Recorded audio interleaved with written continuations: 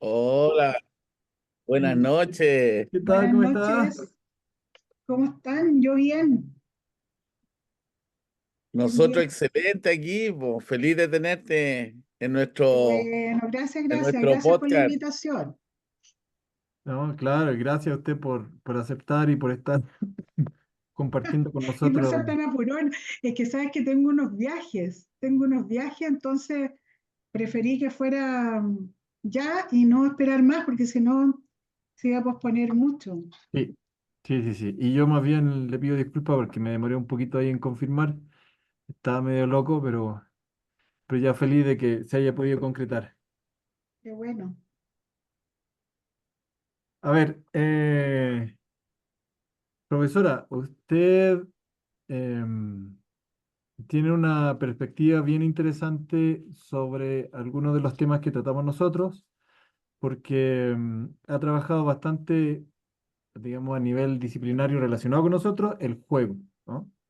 Pero obviamente tiene mucho más, eh, una experiencia mucho más amplia que es súper interesante de mencionar acá, que por eso le había preguntado el otro día. Entonces, usted es educadora de párvulo, Ujú, tiene una maestría en administración educacional y además es doctora en educación con mención en mediación pedagógica, ¿no? exactamente. En términos académicos. Después, em, usted también ha sido directora regional y vicepresidenta ejecutiva de la JUNJI, que es la Junta, Nacional de Jardines Infantiles. exacto, la Junta Nacional de Jardines Infantiles. Y ha sido, y es actualmente, y fue un periodo atrás también, del 2020 al 2022, vicepresidenta de OMEP para América Latina. OMEP es la Organización Mundial de Educadores de Párvulo, ¿no? Para la educación preescolar, no de educadora de párvulo, Ah, porque ya. en la organización hay mucha gente que, como tú, como cualquier persona que precisamente le interesa la primera infancia y Ajá. quiere trabajar por sus derechos, pueden ser de OMED. Ah, ya. Interesante. Esa era una precisión que necesitaba. Y Sí, también, por supuesto, ha participado en un montón de diversas investigaciones de las que podemos hablar acá. claro. Eh, pero, como siempre parto con la gente que está acá, quería preguntarle primero, ¿a qué jugaba usted cuando era niña? Uy, yo Seguido jugaba a jugando a muchas lo largo de la vida, cosas. ¿no? Jugaba a muchas cosas porque éramos muchos hermanos. Y en ese tiempo no estaba la televisión, no estaban los celulares, eh, tampoco era fácil acceder a muchos juegos que fueran un poquito más sofisticados. Claro. Por lo tanto, jugábamos, y que es bien cómico porque jugábamos a un juego que era parecido al béisbol, pero que acá, en la ciudad donde yo vivía, que volvía, ahora estoy acá de nuevo, se llamaba queche, que debe ser una palabra como aymara, se me ocurre, ¿no? El queche, pero en Santiago el mismo juego se llamaba tombo. Ajá. Entonces, pero ya déjame juntito. Entonces, era muy parecido, así como con casitas y como que uno corría y tiraba la pelota. Bueno, y también jugaba a muchos juegos que eran considerados más masculinos, porque yo me crié con puros hermanos prácticamente. Estaba entre 5 hombres. Entonces, era la que tenía que ponerse al arco cuando le faltaba alguien, algún jugador, tenía que estar, no sé, sosteniendo alguna cosa cuando estaban jugando. O sea, la verdad es que no me puedo quejar porque aunque fuera de ayudante, siempre estaba jugando con mis hermanos. Ah. Mayoritariamente, o sea, la mayor cantidad de las veces jugué con mis hermanos.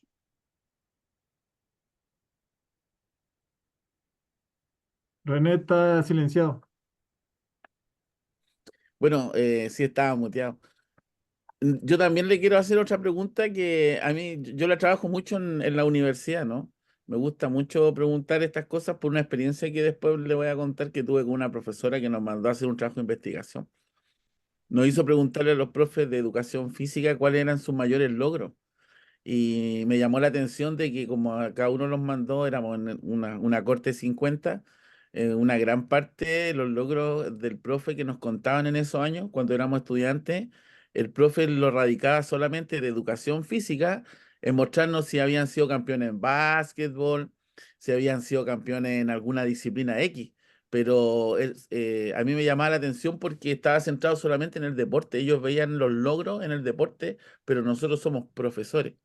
Entonces, una pregunta que me gustaría saber de usted como colega, si tiene alguna experiencia pedagógica que a usted en sus años de carrera le ha llamado la atención y le gustaría compartirlo con nosotros.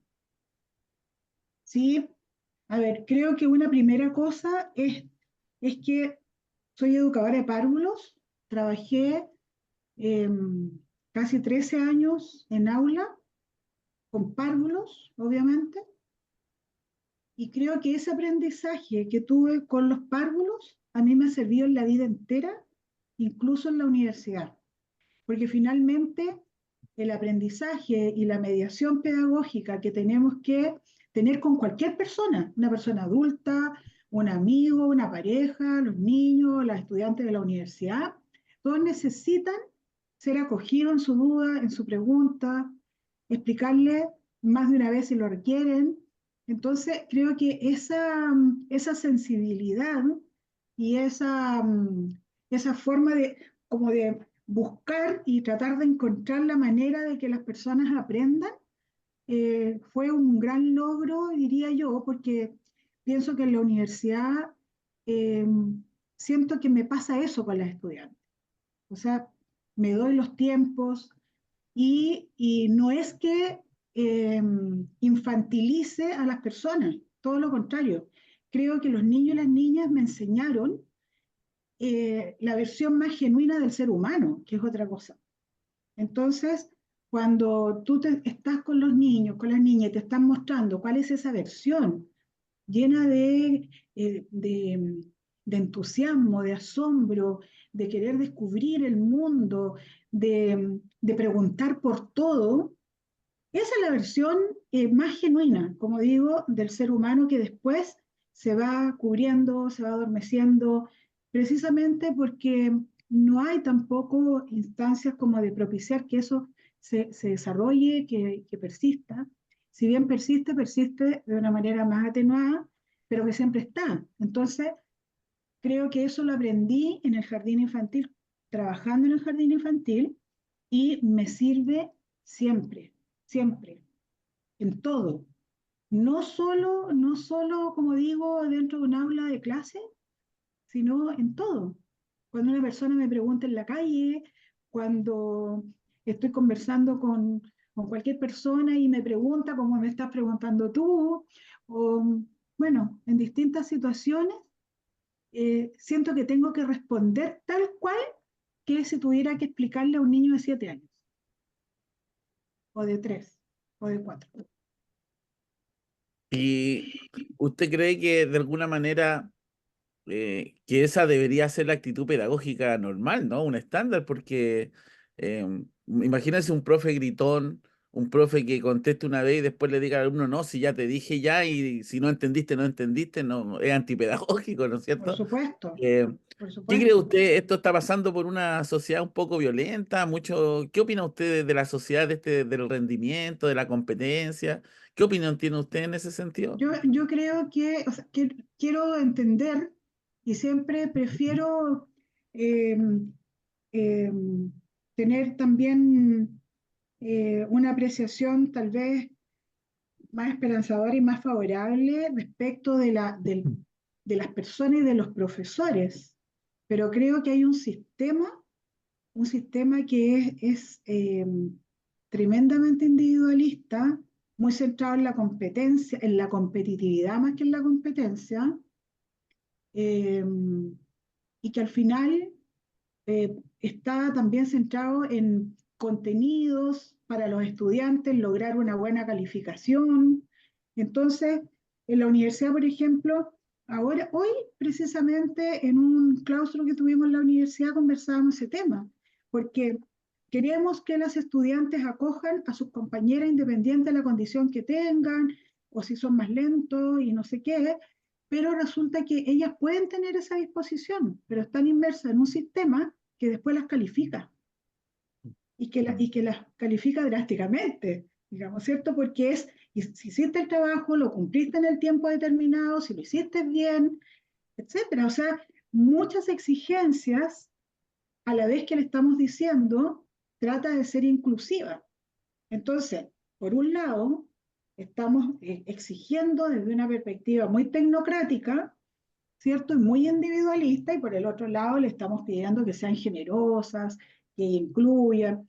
Entonces, creo que hay un sistema que cada vez va alienando más a las personas. Entonces ya no ven al otro, como decía Humberto Maturana, ¿cierto? Como legítimo otro, sino que muchas veces establezco relaciones como más utilitarias, Claro. incluso, no, me junto con este compañero porque me sirve, porque sabe, o me junto con este otro porque es bueno para escribir.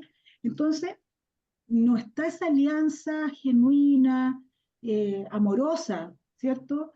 De construir juntos, independiente de que te cueste.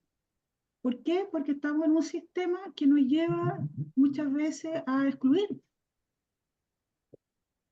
Profesora, y a ver, nosotros hablamos harto del movimiento, ¿no? Yo vengo de trabajar con niños desde los 3 años también hasta quinto de básica, y René, que también es especialista en juego, en ocio, en recreación, ¿no?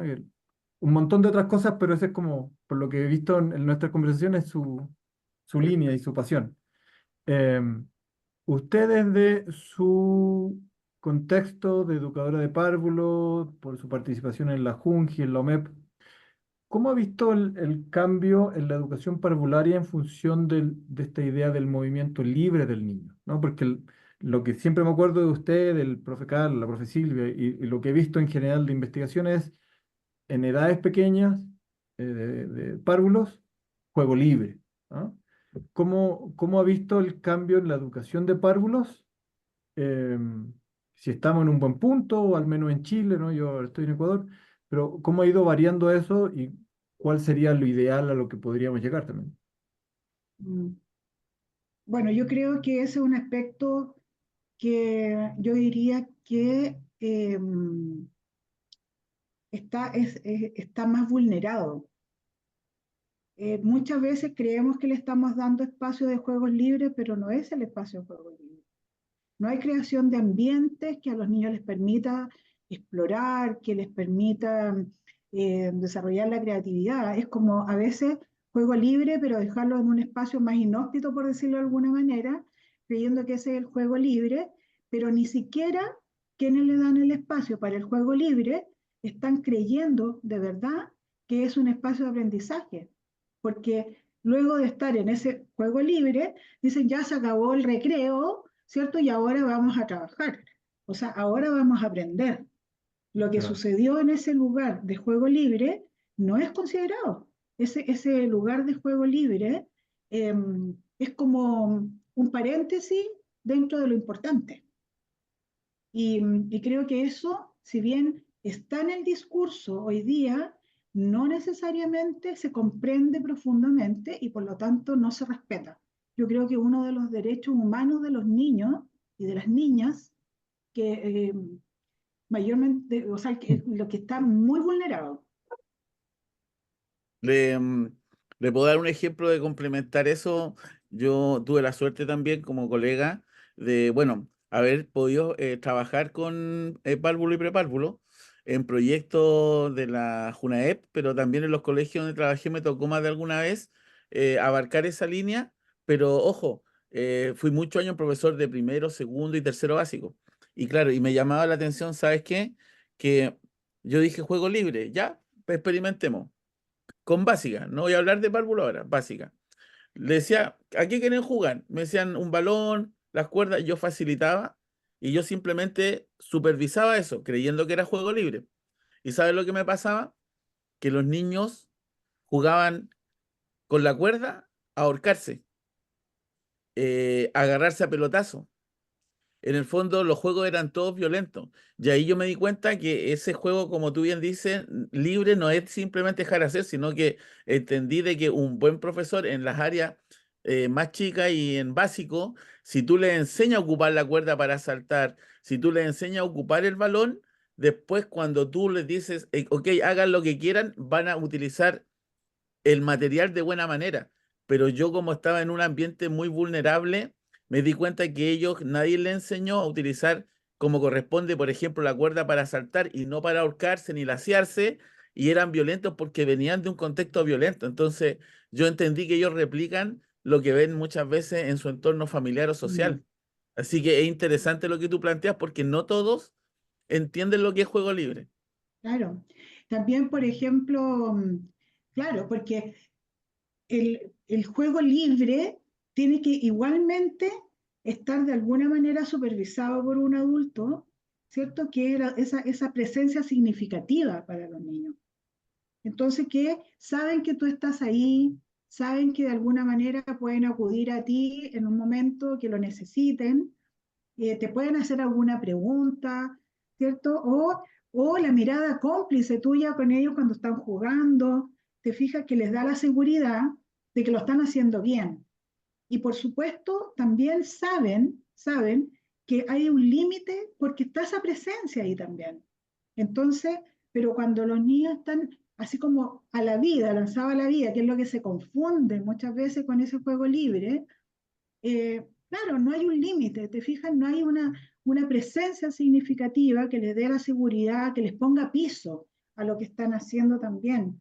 Entonces, eh, tenemos varios autores que una vez lo trabajamos también, ¿te acuerdas? Cuando estábamos con Remolino, que hablábamos de Catherine Lecuyer, por ejemplo, ella que ha trabajado mucho el tema, siempre dice, la presencia, ni siquiera tienes que hablar, es la presencia, la mirada, la sonrisa.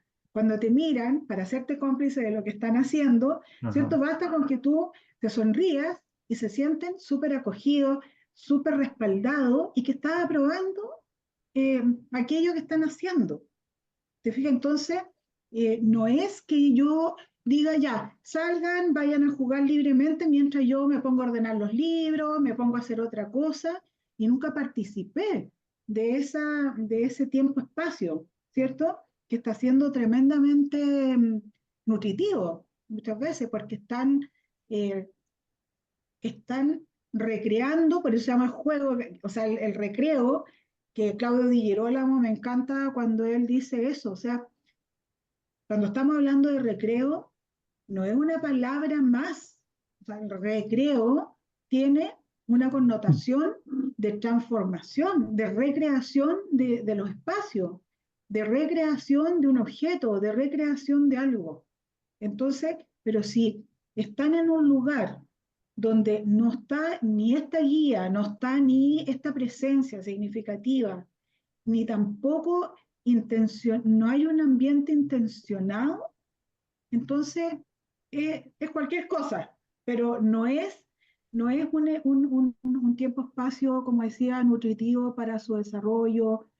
Los niños van a recrear todo, ¿ah? Es una característica natural del ser humano el tratar de, incluso niños y niñas que viven en sectores donde hay basurales, es como que resignifican el basural y se tiran como que estuvieran en la nieve, ¿cierto? O sea, tienen igualmente esa capacidad, pero tenemos que estar ahí, ¿no? O sea, porque si somos educadores y queremos educar, tenemos que estar observando lo que pasa, escuchando, mirando, aunque estemos hablando menos, porque como también dice Lorin Malaguzzi, que es quien creó el Reggio Emilia, ¿cierto? Los jardines de Reggio Emilia, dice, los educadores tenemos dos ojos, dos oídos y una sola boca porque tenemos que mirar más, escuchar más y hablar menos.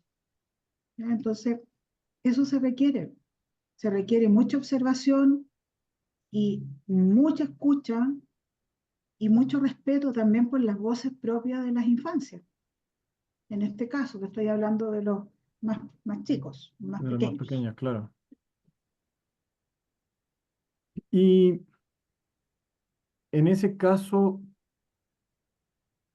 ¿cómo se puede trabajar, digamos, si es que cabe dentro del sistema en el que estamos, de los cambios que han habido o de lo que se espera? Porque algo que pasa es que yo me he fijado que muchos colegios intentan, al menos en el discurso, porque a veces casi no saben cómo, o la resistencia al cambio los devuelve a donde están, como cambiar a esta idea de entregarle más poder al niño, de soltarlo más, que sea más basado en el niño y en el aprendizaje más que en el Mm. profesor, ¿no? He visto un montón de gente que quiere hacer eso, pero finalmente sucumbe al hábito, ¿no? Em, ¿Cómo se vería una clase o un día o, digamos, una experiencia de párvulo donde se tome en cuenta eso? Porque yo sé que el movimiento no solo va a estar en la clase de educación física, ¿no? Es una clase dentro que o está por estaciones o tiene cojines o qué sé yo, ¿no? Como en general, ¿no? Digamos, una guía, ¿no? Una referencia, cómo podría ser eh, el trabajo de las educadoras de párvulo o los educadores de párvulo desde esa visión, ¿no? Bueno, una primera cosa es que tenemos que pensar que cuando estamos hablando de educación parvularia, estamos hablando de los 0 años hasta los 6, ¿cierto? Que después ya entran a la escuela. Claro, Pero, o sea, en ese rango etario vamos a tener niños y niñas que están gateando, otros que están recién empezando a caminar, otros que llevan poco tiempo eh, caminando, ¿cierto? Solos, sin ayuda. Y si pensamos en eso, ya han pasado varios añitos, o sea, son 3, 4 años incluso, que es como inconcebible pensar en que los vas a tener súper quietos y sentados en una silla. claro, Entonces, ¿qué hace una sala de educación parvularia o de educación inicial, ¿cierto? O de prebásica, como lo llamen en los distintos países? ¿Qué hace? Una sala llena de muebles. ¿Qué hace una sala llena de mesas y sillas para niños y niñas que, como digo, hace poco aprendieron a caminar, a claro, desplazarse por sí mismos, que tienen ganas de conocer el mundo porque estuvieron ya sentados y no podían hacer caminar por sí mismos? Entonces, quieren alcanzarlo todo, quieren conocerlo todo, quieren descubrirlo todo, quieren tocarlo. Entonces, los adultos que ya estamos cansados de caminar, nos queremos puro sentar. Entonces, ahí claro, sentamos a los niños alrededor nuestro. Entonces, vamos contra la corriente porque estamos a tirones, que quédate sentado, siéntate, dije que te sentaras, trabaja con una hoja y un lápiz, cuando lo último que quieren es trabajar con una hoja y un lápiz porque tienen un laboratorio enorme en el entorno para conocer. Entonces, y además, conocen con todo su ser, con todo su cuerpo, con todo su ser. O sea, viven en un sentipensar permanente. Entonces están tocando todo, tú le muestras algo, tú le dices, lo tienes acá, se lo muestra y ellos quieren tocarlo. A ver, entonces muchas veces, ¿cuál es la respuesta adulta? A ver, ¿tienes la vista en las manos? Entonces, claro, están sintiendo, tocando, palpando, golpeando, chupando, todo lo quieren conocer con todo su ser. Entonces, eh, por supuesto que ya la distribución del mobiliario dentro de la sala da cuenta de cuál es el paradigma que está eh, permanentemente en ese lugar. Porque yo puedo entender que un día, en un rato, hay unas mesas porque, bueno, vamos a intencionar una actividad que tal vez requiera que estén un poquito más sentados. Pero cuando tú ves una sala que no se mueve, nunca se cambia, siempre tiene mesa y silla, entonces es como para preguntarse qué pasa aquí. Yo le decía muchas veces a las estudiantes de la universidad que no hemos mencionado que mi trabajo es en la universidad fundamentalmente, en la Universidad de La Serena. Entonces, eh, yo le decía a las estudiantes, por la lista de útiles las reconoceréis. Y ellas se mataban de la risa porque yo decía, si a mí una educadora, por ejemplo, dice, estos son los útiles que yo voy a necesitar para trabajar con los niños y las niñas. Plasticina, tijera, lápices, plumones, blog, no sé, ya, perfecto. Y viene otra y me dice, mire, yo lo que necesito son cordeles, pelotas, baldes, colchonetas, eh, eh, morrales. eh, yo, o sea, digo, la primera es que tiene a los niños sentados haciendo manualidades. Y Claro. la segunda, ya me entusiasmé, porque seguro los va a sacar, van con baldes para recoger sus tesoros, hojitas, piedritas y no sé qué más, va a ir con eso. Tienen cordeles no solo para saltar, que también puede ser, pero puede ser para medir, ¿cierto? Para medir, por ejemplo, eh, el grosor del tronco de un árbol, para medir distancias, eh, tantas cosas. Que van a jugar con pelotas, se van a desplazar, van a correr. ¿Te fijas? O sea, ¿qué es lo que más necesita ese niño y esa niña, incluso para los contenidos escolares que va a venir después? Si estamos tan preocupados de la pre básica, o sea, de esta Claro. preparación para la básica, la relación de los niños y las niñas con el entorno es básico, básico para las matemáticas y la geometría. O sea, todo lo que tiene que ver con volúmenes, distancia, altura, frecuencia, o sea, todo tiene que ver con esta relación del ser humano, de la persona con el entorno. Entonces, muchas veces yo digo, eh, puede ser un supuesto, ¿cierto? Pero muchas veces digo, ¿por qué hay más hombres que, eh, que desarrollan un pensamiento matemático más que las mujeres? Y podría ser absolutamente algo razonable pensar que por mucho tiempo los hombres sí tuvieron esa posibilidad de saltar, de subirse a un árbol, de Claro. subirse a una pirca, de correr, de gritar, de jugar a la pelota. O sea, la decisión que toma en un segundo, a quién le tiro la pelota, de qué distancia, con qué dirección, con qué intensidad tiro la pelota para poder meter el gol. O sea, todo eso genera un movimiento de la estructura cognitiva. Las mujeres no teníamos esa posibilidad. ¿Y dónde estábamos? Por la periferia del patio, ¿cierto? Y conversando desde muy chiquitita, hablando con las compañeritas, jugando con alguna, no sé, no voy a decir solo con muñecas, pero mucha conversación, pero no teníamos esa posibilidad que tenían mayoritariamente los hombres. Hoy día ha ido cambiando la cosa, ya las mujeres juegan al fútbol, ya están más involucradas en, en, otra, en otros juegos también.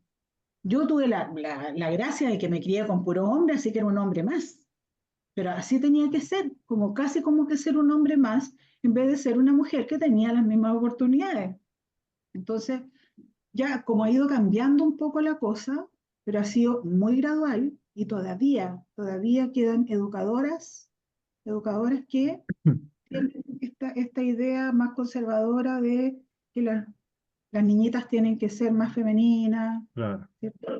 Que no pueden andar gritando, ni pueden andar pateando pelota, ni subiéndose a un árbol, pero creo que ya son las menos, creo yo. Déjame, Algo, sí, dale. déjame hacer este punto y de ahí doy el pase. Le preguntaba porque ya desde la perspectiva de padre, ¿no? Mi hijo menor tiene 3 y hoy día no está conmigo, pero cuando estábamos con el profe Carlos se asomaba cada rato a saludar. Pero me pareció maravilloso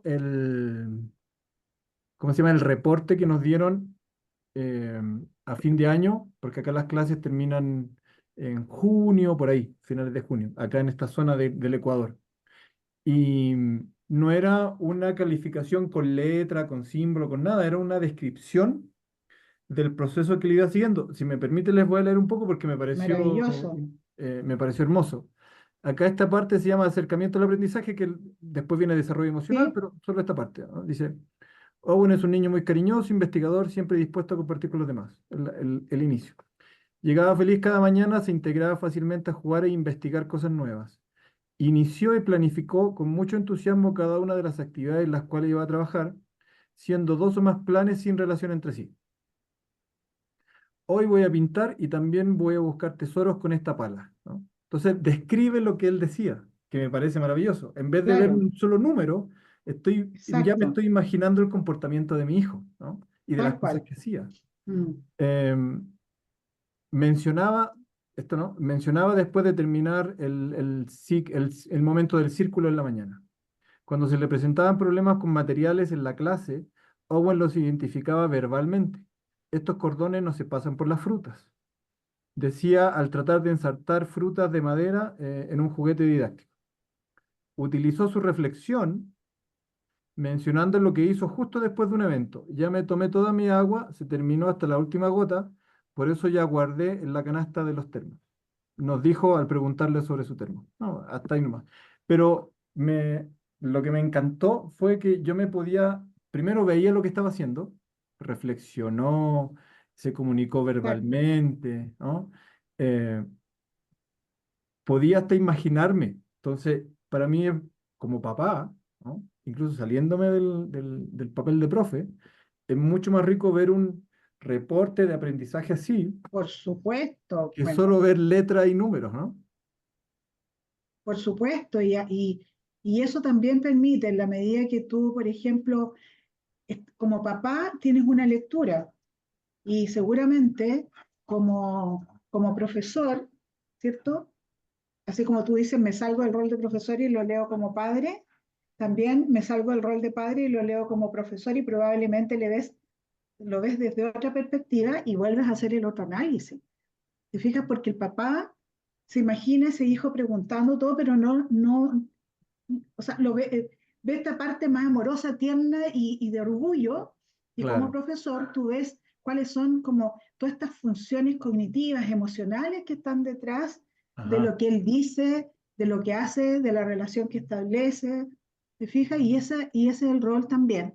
Y yo le digo a las estudiantes, cuando a propósito de los informes, ha sido muy coincidente con cosas que he hablado este día, porque también con las estudiantes decíamos, no puede ser que, por ejemplo, el informe de una educadora sea que el chico, por ejemplo, jugó todo el día y se comió toda la comida y eso, pero que no haga ningún otro análisis ella, porque yo puedo decir, oye, pero súper inteligente, súper habiloso, ¿cierto? Pero eso también lo dice cualquier persona, que una cuidadora, una mamá cualquiera dice, no, si es súper airoso, yo lo voy a hacer cosas y te lo cuenta anecdóticamente.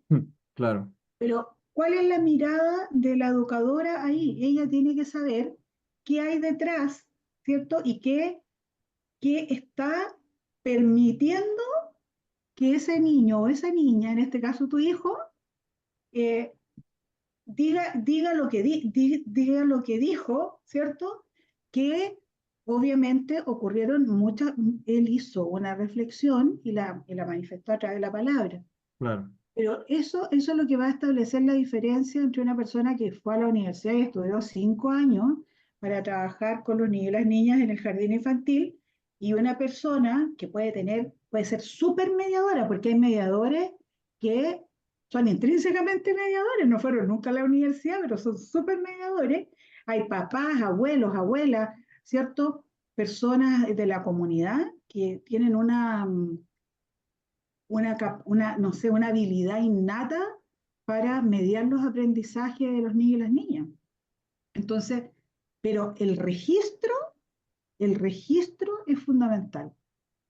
El registro de lo que sucedió es fundamental, porque ese registro lo comparten contigo, pero después cuando termina el ciclo, cuando termina el año y todo, se revisan esos registros para ver qué nivel de aprendizaje también o qué fueron aprendiendo los niños. Pero Claro. si no hay registro, es como que no queda ninguna huella clara y evidente, ¿cierto?, de esa trayectoria. Porque si tú empiezas a ver el registro de cuando entró al jardín al que está ahora, probablemente tú mismo vas viendo la trayectoria. El registro es fundamental. O sea, para mí que me gusta la investigación, ¿cierto? El registro es básico. Mira, Em, yo te quería hacer, sí, quedan cuatro, pero voy a complementarla para que me responda a la vuelta. Yo hago lo mismo en la UPLA. Yo como profesor y académico de la Playa Ancha, con los estudiantes de educación física, coincido mucho con lo que tú dices. Yo les digo a mis estudiantes de educación física que, por ejemplo, cuando era niño, yo crecí al lado de una cancha, aquí en Barón. Y a mí los que me entrenaban, los que formaron el club, nunca fueron profesores de educación física. Era mi vecino y que eran guardias de seguridad, choferes de micro, y nos entrenaban.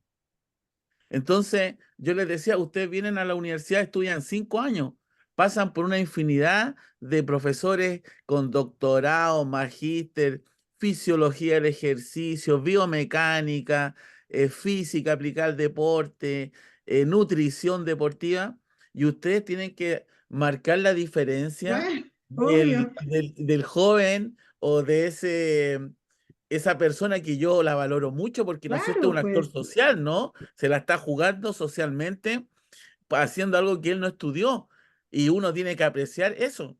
Pero ¿cuál es la diferencia que marcas tú con él, po? Porque a ti te van a pagar y tú tienes que mostrar ser profesional. Y coincido plenamente con lo que tú dices. O sea, si una educadora de párvulo va a poner que el niño es alegre, se comió toda la comida, coincido plenamente en que eso lo pueda notar cualquier mamá o cualquier persona que no haya ido a la universidad. Entonces, es ahí donde exactamente. tenemos que profundizar y justificar nuestras carreras para decir, bueno, estudiamos 5 años y puchi, tuvimos profesores de alta calidad para poder dar otro mensaje.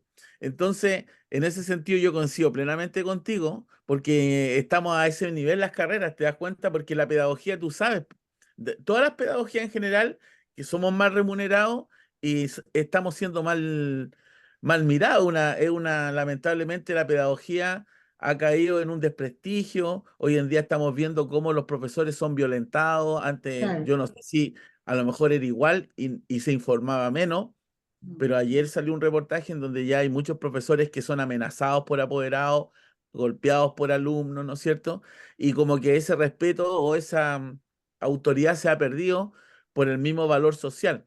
Entonces, la pregunta que yo te quiero hacer, que a lo mejor puede hacerlo a la vuelta porque nos queda ya 1 minuto y medio, es cuáles son, tú ya algo diste una respuesta, por eso te quiero estrujar más. Quiero estrujar porque ya diste una tipo. Pero para ti, ¿cuáles crees tú que son las barreras o los impedimentos que tienen los niños en Chile para poder jugar? Y esto puede ser a nivel escolar, de la misma educadora de párvulo o social, lo que es en la estructura de los patios, la ubicación, no sé. Mm. Yo te quería dejar plantear esa pregunta para poder estrujarte un poquitito más ya. Oye, pero con uno que se salga basta. ¿Y puede volver? Sí, A ver, René, Pero, salte y vuelve. pero esto se demora menos. A ver, voy a Es que salir si yo, me espérate. sí. salgo yo, no sé si me salgo yo. No, porque tú estás ahí con No, los se van a controles. salir A los ver, dos, pues tiene que salirse apúrate, uno. apúrate porque si no se va a cortar. Sí. Pero ¿quién tú? Tiene que salirse él porque tú fuiste el que Yo inicié y estoy grabando además. iniciaste. Sí, A ver si es que... por lo menos Ah, yo también nosotros, puedo. porque yo también muchas veces me pasa eso, que me dice 10 minutos y entonces yo le digo a alguien que se salga y después vuelve Ah, y bueno, y lo, y sigue funcionando. ese truco no me lo sabía. Espero que funcione así, como No, si me no, funciona a mí, pero es Zoom igual. claro, si no funciona, lo... No, parece que no. Porque Entramos. Listo, listo.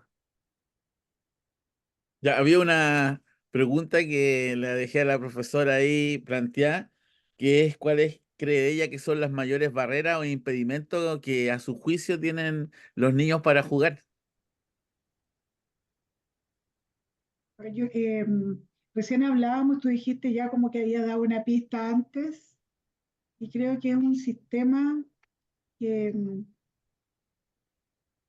yo diría que ha como equivocado el rumbo en términos de lo que se considera como el éxito académico, lo que se considera como el desarrollo humano pleno.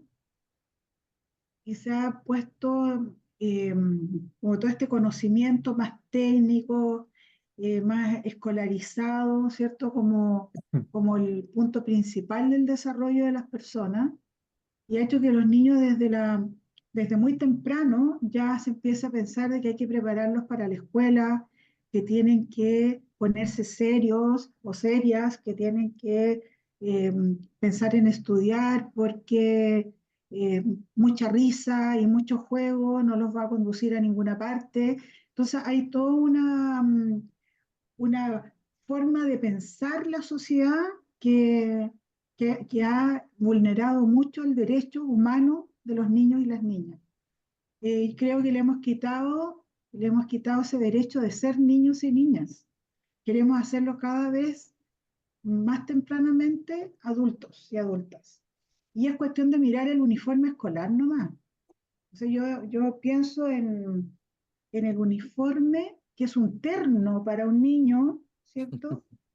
Como un terno o con un ambo, yo a ti te veo con un ponchito, te veo súper cómodo y puede haber un niño al lado tuyo que está, o sea, es la paradoja misma, ¿cierto? Al lado tuyo con terno, con corbata, con un pantaloncito, con zapatos bien lustrados, y una Un viejo niña, chico. un viejo chico y una niña con una faldita, también con corbatín. O sea, si yo miro ese modelo, ¿cierto? Digo, ¿en qué estamos pensando? En una sociedad adultocéntrica que ignora total y absolutamente a los niños y a las niñas y a su condición de niño y niña. Te fijas que requiere otra ropa, requiere otro espacio, requiere otra experiencia. Entonces, y eso está en la escuela, está en la casa, porque los papás también quieren que entre al colegio, ojalá el colegio que es más exigente, entonces exigen al jardín infantil también que prepare a los niños para esa escuela, para que quede en ese colegio. Entonces es una cadena de, de, de lucha, pero como por un exitismo y por y por como alcanzar un conocimiento equivocadamente, porque cuando nosotros decimos los niños juegan y ahí eh, desarrollan pero cantidades de funciones cognitivas, emocionales, sociales, ¿cierto? Las personas no lo ven, entonces piensan de que el juego es trivial, que el juego es Claro. una pérdida de tiempo y que lo único importante son esos contenidos que yo le voy a entregar y es totalmente al revés. En una oportunidad me acuerdo que eh, a propósito de que se hablaba siempre de que los niños empezaban a leer a los 6 7 años y cuando entraban a la enseñanza básica, y resulta que yo decía, no, porque la lectura parte mucho antes, la lectura parte casi desde que los niños nacen, ya están leyendo el mundo, están leyendo emociones, son sensibles a lo que está pasando en su entorno, están haciendo una lectura de todo aquello que está ahí y están con eso con la conversación, con la palabra, que están nombrando las cosas, eh, ya están construyendo un colchón semántico tremendamente importante para la comprensión lectora, porque esa es otra confusión. Es como que los niños leen cuando decodifican los signos, pero da lo mismo si entienden lo que leen o no. Entonces, ¿qué saca un niño conjuntar las letras y decir que la M con la A más y la M con la A? Si no hay, no tiene una profundidad semántica eso. No tiene sentido la lectura. ¿Se fija? Entonces, eh, hemos equivocado el rumbo, absolutamente, como sociedad. Como sociedad hemos equivocado el rumbo. Y en eso las familias, por supuesto, eh, quieren que su hijo después se pueda integrar a estos colegios, se pueda integrar a una sociedad que es competitiva. Entonces, claro, empieza a ser, como decía, esta cadena que termina vulnerando la naturaleza propia de las infancias. Y ojo que quiero profundizar ahí, antes de pasarle la palabra a Luis Emilio. que no sé si tú lo compartes, pero yo ya lo he visto y lo siento así. Cuando tú hablas de, a veces cuando miramos en menos el juego, ¿no es cierto? Ah, déjame tranquilo, ándate a jugar. Mm. Esa mirada lamentablemente está incrustada, lamentablemente a mi juicio, en el profesor. Yo creo Mm. que los profesores en enseñanza básica y media prefieren más los contenidos que el apreciar los espacios, el recreo, los tiempos de ocio y el juego como una herramienta Claro. potente educativa. Y lo Mm. otro que también me gustó mucho, que es lo que dijiste y que me gustaría también ahí profundizarlo un poquitito, porque yo esto también lo ocupo de material de apoyo en la universidad. Ese es mi objetivo también, de poder conversar con Mm. personas tan interesantes. Por ejemplo, la lectura. También creer que aprender a leer rápido es algo muy importante o trascendental, pero ya los nuevos conocimientos hablan que, por ejemplo, aprender a leer, pero aprender a leer ¿qué? El castellano, una lectura o un idioma que es un idioma colonialista. Hoy en día, por ejemplo, el mapudungún tiene una riqueza mucho mayor que el castellano. Eso ya está comprobado y lo más probable es que el aymara también pase lo mismo, o con el quechua. Mm. Tiene una raíz más poética, más Más creativa. poética, eso te iba a decir. Sí, Entonces, también, ¿qué, po? ¿Qué es lo que quieren que lean? ¿O qué, claro.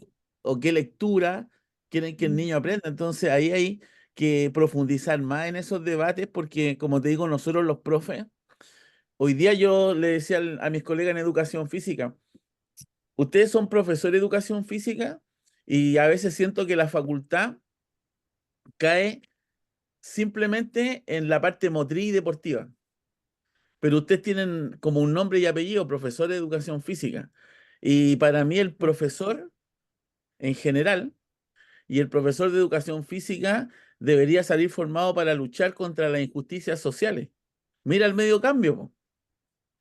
Aunque tú seas profesor de educación física, yo utilizo el juego, el deporte, los predeportes para la lucha de las injusticias sociales, tanto económicas, ¿no es cierto?, ecológicas, y el deporte lo trato de ver cómo lo adapto para poder llevarte para allá y no para hacerte un atleta. Mm. Entonces, ahí hay una discusión que hay que dar a nivel pedagógica muy importante. Y antes de terminar, simplemente también me doy cuenta ya hace mucho tiempo cómo la sociedad nuestra como que mira en menos la infancia, como que siempre Mm. hacia arriba es lo mejor. Se invierte más plata en el adulto.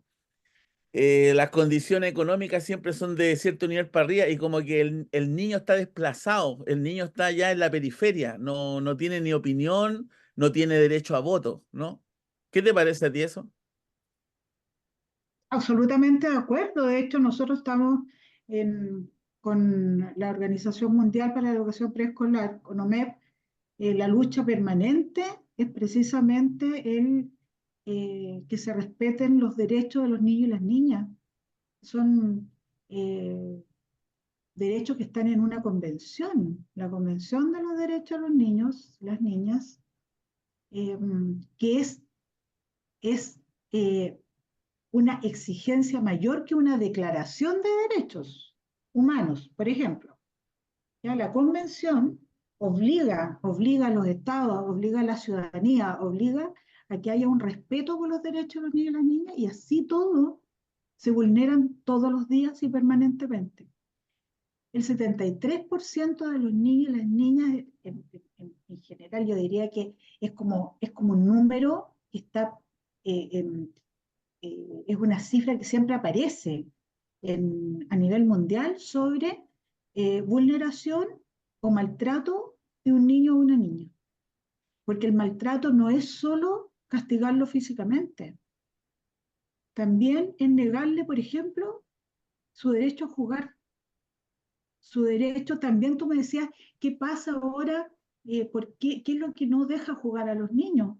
Y también vemos cómo la sociedad se ha vuelto tan individualista que ya las experiencias barriales también desaparecieron.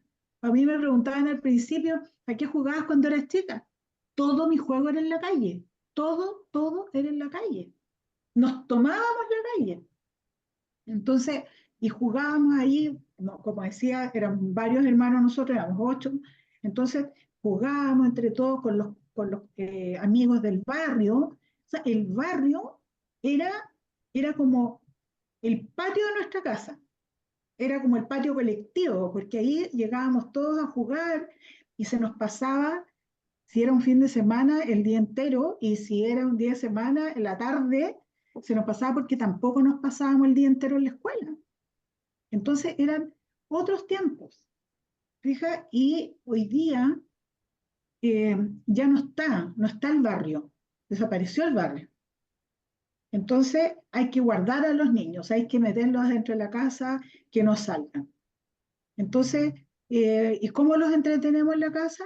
Porque no queremos desarmar la casa que está total y absolutamente armada para los adultos. Entonces, mejor que se queden tranquilitos, sentaditos en un silloncito y ojalá viendo el celular o la televisión o el computador hoy día.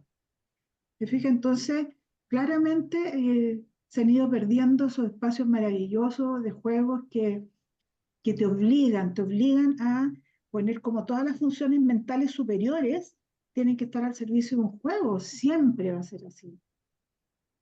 Siempre, porque todo lo que tiene que ver con la transformación, el juego es absolutamente transgresor. Entonces, los niños se aburren fácilmente de esto, se aburren muy rápido de que esto sea un celular. Cuando son más chicos, entonces ya es una lancha, o después es un auto, o después van resignificando el entorno, el contexto, precisamente porque hay como un principio en el juego que es la transgresión. Y eso, por supuesto, tiene que ver con el desarrollo del pensamiento lateral, creativo.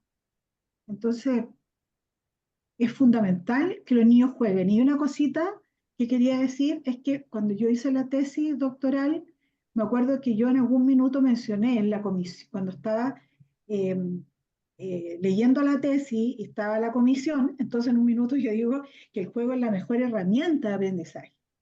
Y una colega muy querida que falleció, Ofelia Redeco, me dice, deciré, sabes que siento que hay una contradicción en lo que tú dices, porque hablas toda tu tesis y tú lo has planteado todo este rato, que el juego es inherente al ser humano y cuando lo planteas como una herramienta pedagógica, lo estás mirando de una manera más exógena. Entonces, es como el juego y esa herramienta es propia del sujeto, es endógena. Entonces, cuando los niños y las niñas están jugando, ¿cierto? Está fluyendo su propia naturaleza en el juego. No es un juego reglado externamente, que también puede ser, pero cuando estamos hablando de este juego que desarrolla las funciones eh, mentales, emocionales, físicas, todo de los niños, tiene que ver con ese flujo creativo, ¿cierto? ¿Cierto? Con, con, con su propia naturaleza que se manifiesta a través del juego.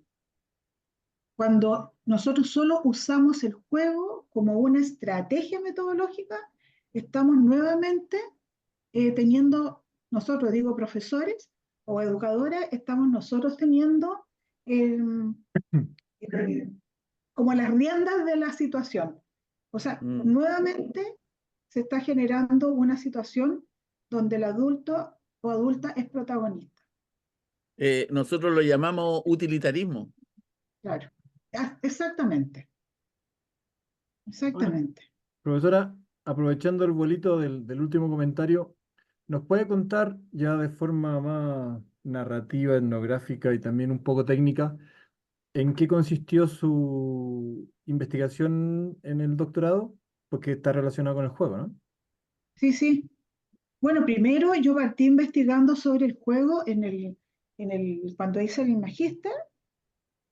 Ahí partí investigando sobre el juego precisamente como esta herramienta propia del ser humano para aprender. ¿Ya? O sea, el aprendizaje siempre se va a producir en un estado placentero y el juego, de acuerdo a esta investigación, es precisamente Mm. ese estado de placer. Cuando ese estado de placer no existe el juego. ¿Ya? El juego es per se placentero. Entonces, cuando muchas veces los niños dicen ya no juego más, y se retiran como molestos, es porque ya dejó de ser placentero. Si ese espacio, ese tiempo-espacio es placentero, es lúdico. O sea, lo lúdico es placentero, el placentero es muy lúdico. ¿Ya? Entonces, los niños y las niñas se mantienen en eso mucho rato, y eso no quiere decir que sea solo un movimiento físico, corporal, porque puede ser que en un momento puede haber un niño tirado de espalda mirando las nubes en una ensoñación tremendamente lúdica, por ejemplo. ¿Ya? Entonces, porque es un estado de placer. Cuando los bebés empiezan con el y se tocan los labios y están como también eh, tocándose zonas erógenas, porque los labios de los bebés es una zona erógena. Entonces, sienten placer al tocarse también los labios. Es la búsqueda permanente del ser humano. Se fijan de lo placentero. Y eso, digamos, es básico para el aprendizaje. Entonces, cuando yo empecé a investigar, precisamente el juego fue con, con esa motivación fundamental de saber eh, cómo nosotros podemos aprovechar el juego, y este juego, como digo, este juego libre pero en serio, ¿cierto? Para el aprendizaje de los niños y las niñas. Y claramente ahí aparecieron varias cosas, por ejemplo, el, el, esto mismo que les digo, por ejemplo, el juego termina cuando deja de ser placentero, y cuando deja de ser placentero ya no hay nada que tú le puedas decir que aprenda a través de una situación que le está haciendo incómoda. Por, Incluso tú puedes decir, pero si yo ocupo el juego para que aprendan, pero es un juego que lo incomoda. Incluso, ¿ustedes conocen la silla musical? ¿Han jugado Claro. alguna vez a la sillita musical? Ya. Sí. Por ejemplo, ese juego, los niños y las niñas más pequeños no lo entienden. Entonces, dicen, esto es en serio, de verdad, le ponen una silla menos. Entonces los niños dicen, tía, falta una silla. Entonces, ¿cuál es la respuesta adulta? Es que se la tiene que ganar la silla. Invito a los niños a jugar. Soy yo la que tengo el protagonismo. Yo invito a los niños a jugar a este juego que yo quiero que jueguen. Pero a los niños hay unos que son más energéticos y quieren jugar, pero hay otros que tienen miedo porque los empujan, Claro. porque como hay que ganarse la silla, entonces enseñamos a que no, que yo hago como que avanzo y como que no avanzo, que avanzo y que no avanzo, o sea, la pillería. Tengo que ser un poquito pillo para ganar la silla. ¿Ya? Entonces, el que no es tan pillo, lo invité a jugar y a los 2 minutos quedó mirando cómo jugaba el resto porque perdió la silla. Y vamos sacando otra y eso se va reproduciendo. Llegan al final y aparecen dos que tienen que ganarse la última silla y resulta que coinciden. ¿Y quién gana? El que pega el codazo más fuerte para que salga el otro. ¿Ya? Entonces, si ustedes se fijan, esos son los juegos que proponemos muchas veces los adultos a los niños. ¿Y cuál es el mensaje colateral que tiene eso? O sea, te tienes que ganar la silla siendo pillo, tienes que ganarte la silla pegándole el codazo al otro, pero es un juego. ¿Ya? Entonces, creemos que todos estos juegos, lo que invitamos a los niños, es placentero, y para muchos niños no es placentero, para nada, absolutamente para nada. Entonces, tenemos que tener claridad también en eso, que puede ser un juego que yo propongo, pero puede haber algunos niños que no quieren jugar a eso. Y si no quieren jugar y yo lo obligo, eso no es juego para ellos, es Claro. una obligación. Y el juego por obligación no es juego como dice Huizinga. Entonces, tiene que ser algo que fluya, que fluya esa naturaleza creativa, propia, transgresora. Fíjate que lo hace sentir emoción, una emoción positiva. Bien, Entonces, profesora, ¿mm? perdón, dígame, dígame. No, eso. O sea, en términos metodológicos, ¿cómo lo fue construyendo? ¿Cuáles fueron, si fue observación, si fue grabación, si Sí, fue... fue una investigación etnográfica. Yo estuve mucho tiempo observando y registrando, registré, pero tengo cantidad de registros y, y me fui encontrando con muchas cosas. Por ejemplo, la percepción holística del mundo que tienen los niños versus la fragmentada que tenemos los adultos. Para los Perdón, niños, ¿registraba en colegios, en universidades, perdón, en la jardines calle? infantiles, Ah, ya, ya, en en jardines jardín, infantiles, ya. sí. Entonces, y yo siempre esto lo digo porque lo digo con todo el respeto del mundo, porque yo también soy educadora y también estuve en aula, pero ahí me di cuenta que muchas veces cuando estamos en el jardín nos vemos, nos vemos a los niños en estos espacios de juego más libres, como que nos ponemos a hacer otra cosa. Y cuando llegamos a irrumpir en un espacio lúdico que es maravilloso, pero irrumpimos. Entonces, por ejemplo, cuando están incluso en la casa, ¿cierto? Dicen, están jugando y están súper inmersos en su juego, que es como una ensoñación, porque cuando los niños están jugando, tú los puedes llamar, no van ni al baño, o sea, se les olvida el mundo cuando están súper inmersos en estos juegos. Incluso te dicen, por ejemplo, pucha, no pases por ahí porque ahí está el mar, o ahí está, porque han armado una realidad que es tan real como la que estamos viendo nosotros, digamos, ellos tienen armado un mundo ahí. Entonces, cuando tú no has estado atento a lo que están haciendo y a lo que están jugando, llegas y pasas, llegas y arremetes en un espacio que yo cuando estuve haciendo la investigación, como evidentemente no alcanzaba a registrar todo lo que hablaban ni lo que hacían, entonces tenía que usar palabras generadoras, ¿no? Entonces, yo me acuerdo que ponía aura lúdica, porque era la mejor manera de que yo después me pudiera acordar de que cuando yo estaba observando y quería acercarme para escuchar lo que hablaban, yo sentía que había como un cerco ahí que yo no podía atravesar porque si yo me acercaba mucho, el juego se desarmaba. ¿Te fijas? Y eso, si tú no lo estás observando, irrumpes nomás. No tienes ningún respeto por ese espacio. Entonces, eh, otras cosas, por ejemplo, en otro momento también eh, me daba cuenta cómo, decía recién, cómo los niños perciben una realidad distinta como la percibimos nosotros. Y yo lo he contado muchas veces, que estaban armando un cuerpo humano en el jardín, entonces a un chiquito se le perdió una pierna del cuerpo humano, se le perdió, entonces va a decirle a la educadora, tía, le dice, porque ustedes saben que aquí le decimos tía, le dicen tía a las educadoras. Entonces, tía le dice, se me perdió una pierna. Entonces, la educadora, medio en broma, medio en serio, dice, uy, a ver, ¿qué vamos a hacer ahora? Porque a Stuart se le perdió una pierna.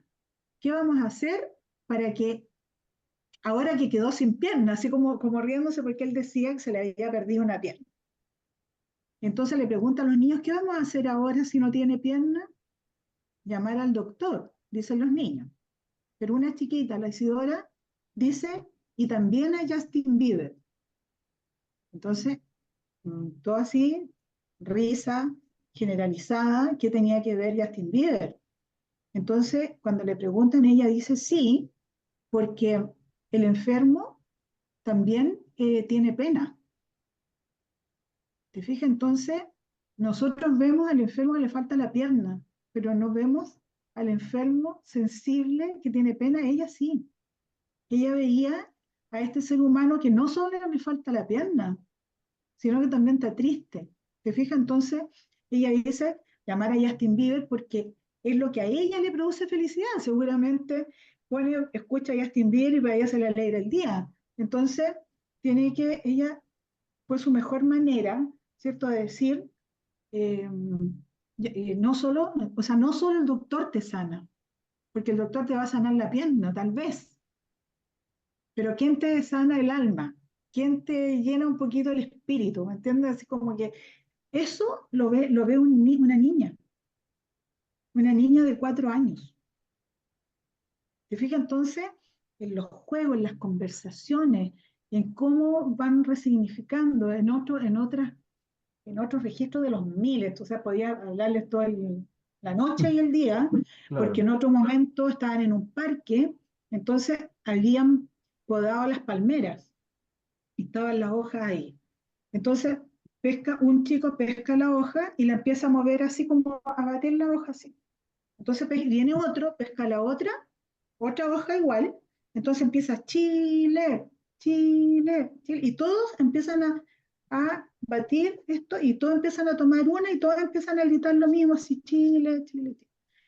Entonces, después otro empieza a barrer con esto y los otros también lo siguen.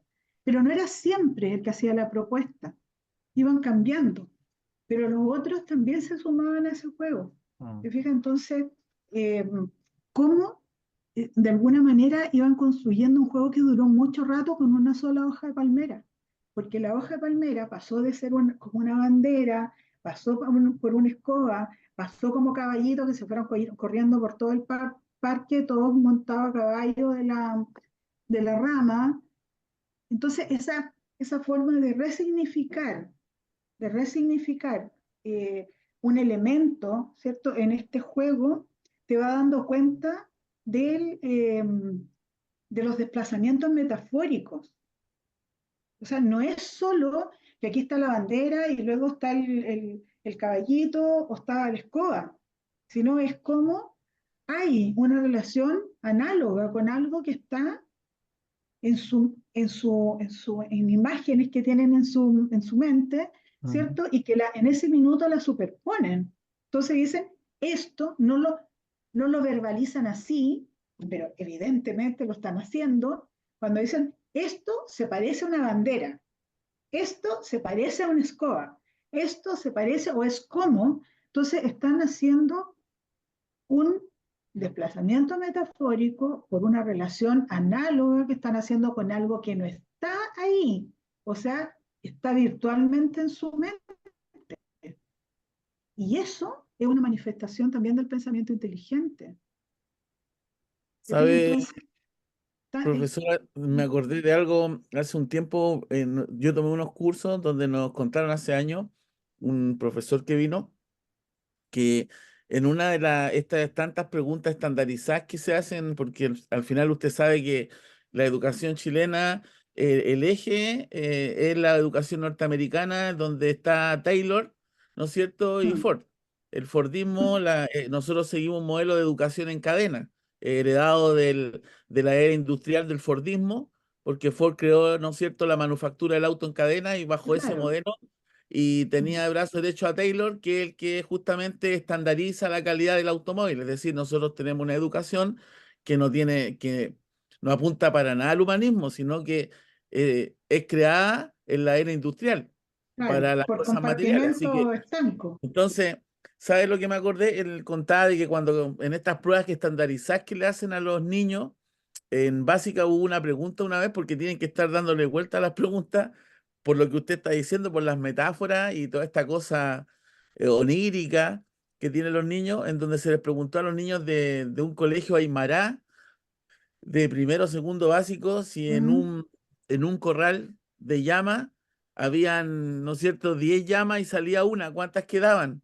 Y le llamaba la ninguna. atención que decían ninguna, ¿no es Sí, cierto? Porque sí, claro, en su realidad cultural, exacto, ella desde chico aprendieron que siempre hay una llama líder y que generalmente cuando sale la llama líder salen todas.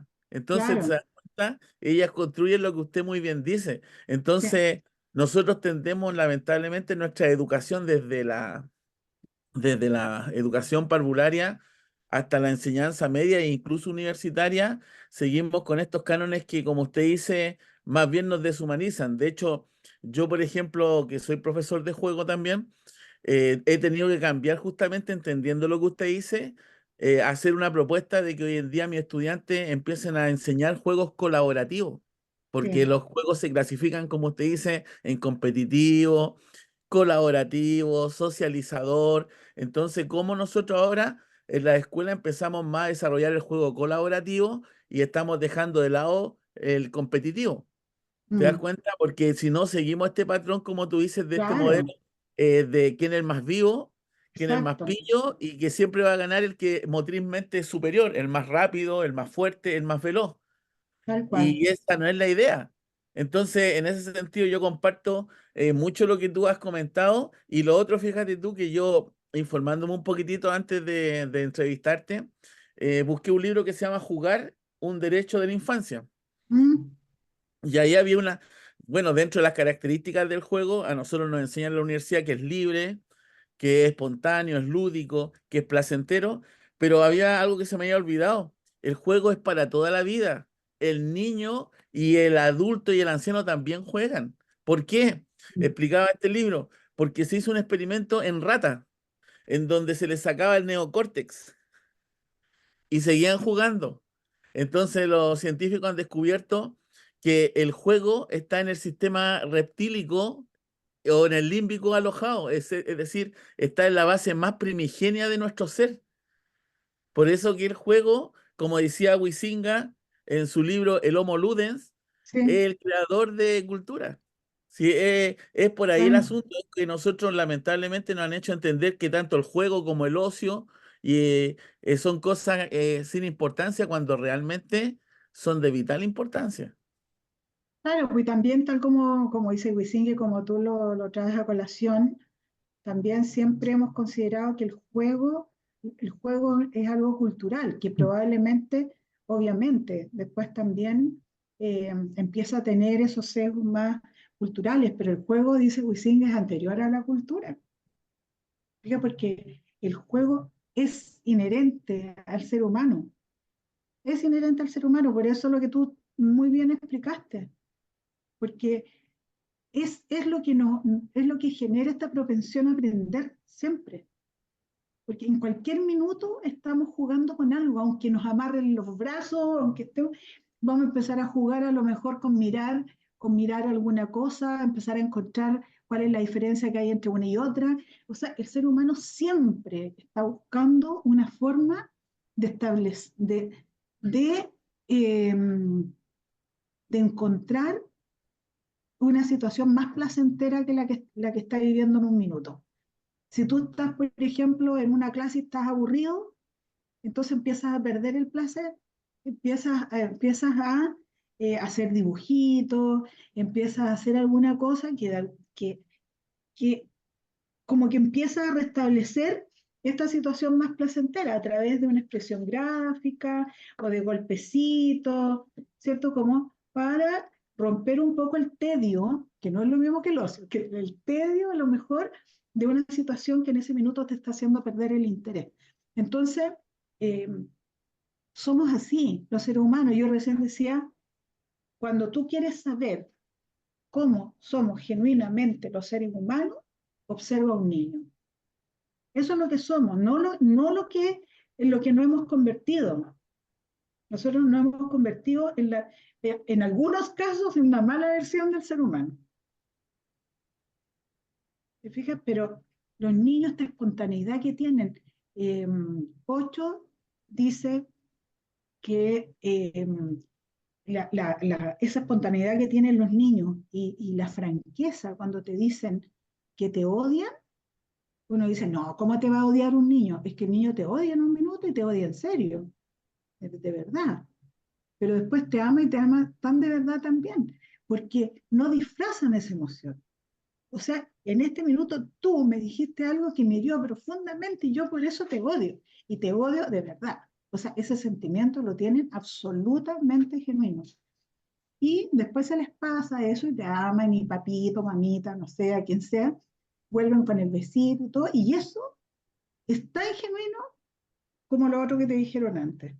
Entonces, esa, esa, esa, mm, esa forma de ser de los niños, tan honesta, tan genuina, tan creativa, tan esta cosa de que se maravillan por todo, que todo les sorprende, es lo que nosotros deberíamos recuperar como seres humanos, porque es lo que hemos perdido, porque se asocia a la niñez. Ahora, todo lo que tiene que ver eh, con la biopolítica, por ejemplo, es precisamente el cómo yo me quiero distanciar lo más posible de la naturaleza. Entonces, el juego es propio de los animales también. Entonces, jugar me hace ser muy próximo a la naturaleza y yo quiero ser más racional, ¿no? Quiero ser superior a aquello, a lo que está ahí muy cerca de la naturaleza. Muchas veces dicen que también esta, eh, el menoscabo de las mujeres también tiene que ver con eso, tiene que ver con que la mujer tiene ciclos menstruales, por ejemplo, ¿cierto? La mujer es la que pare. Entonces, todo esto también lo hacen los animales. La naturaleza es cíclica, los animales paren, los niños juegan, los animales también. Todo eso es muy, muy propio de la naturaleza. Entonces, tenemos que distanciarnos de la naturaleza, porque tenemos que ser seres racionales. Entonces, ahí es donde Claro. queremos que los niños lo más tempranamente salgan de eso para que sean seres más racionales y se distancien de aquello que también hacen los animales. ¿Te fijas? Entonces, es una cuestión muy perversa porque atenta contra tu propia naturaleza. Profesora, Y, quedan 2 minutos y medio para que terminemos acá. sí, René. mira, quiero leer una cosita cortita porque esto va a quedar un registro. La Convención de los Derechos del Niño es un tratado internacional aprobado el 20 de noviembre del 89, 1989, por la Asamblea General de Naciones Unidas, que establece una serie de derechos que aseguran la protección y cuidados especiales de niños y niñas. El cumplimiento de sus derechos, los que se basan en 4 principios fundamentales: la no discriminación, el interés superior del niño por el derecho a la vida, la supervivencia y el desarrollo, participación y respeto por la opinión de niñas y niños. Quería leer eso como un mensaje porque muchos profesores y colegas a lo mejor nos van a ver y ya no están viendo por estos podcasts. Y esto es importante porque, como tú dices, el niño no puede a veces alzar la voz, no tiene el desarrollo cognitivo y tenemos que ser los adultos y ojalá los profesores, los pedagogos, los que deberíamos velar por el buen cuidado y el buen trato para tener una sociedad mucho más sana y mucho más estable, ¿no? Seguro que sí. Y yo diría también, como decimos en OMEP, amplificar las voces de los niños para que sean ellos los que hablen y no Claro. hablar por ellos. Porque también esa es otra cosa que muchas veces creemos que nosotros estamos interpretando lo que los niños quieren o necesitan y estamos bien lejos. Muchas veces no es precisamente lo que ellos necesitan y quieren. Entonces, nuestra misión también como adultos es precisamente amplificar sus voces para que se escuchen, para que se escuchen lo que efectivamente quieren, pero para eso hay que darse el tiempo de conocerlos, de escucharlos, de verlos y y ahí Tonucci, por Dios que es un maestro, ¿cierto? Cuando nos dice también miremos con ojos de niño, o sea, de alguna manera, saquémonos tanta coraza, saquémonos tanta cosa discursiva, de que todo tiene que tener una definición conceptual, no sé, que nos ha hecho perder esta creatividad que es tan propia nuestra y esta capacidad de jugar toda la Profesora, vida. nos despedimos, perdón, porque en cualquier momento se va a cortar, entonces quería Sí. agradecerle